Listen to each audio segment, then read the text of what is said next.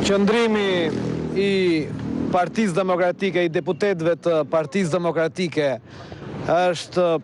ishte po ai që unë ju tregova pak më përpara, ndërsa po ashtu shtua edhe një kërkesë tjetër nga zoti Ristani që në mbledhjen e ardhshme të Këshillit Legjislacionit, bile edhe që sot duhet ishte bërë në fakt, shqyrtimi një kërkese tjetër që ka dorëzuar Partia Demokratike për heqjen e mandatit të zotit Kokdhima, ndërkohë që Këshilli i Legjislacionit e shtyu kërkesën e shtyu shqyrtimin për ditën e hanë në orën 10, me kërkesë të Partisë Socialiste dhe të deputetit Doshi. Zoti Rajimi, a u pranua kërkesa e deputetit Doshi për shtyrjen me një javë sa të njëjtë me dosjen?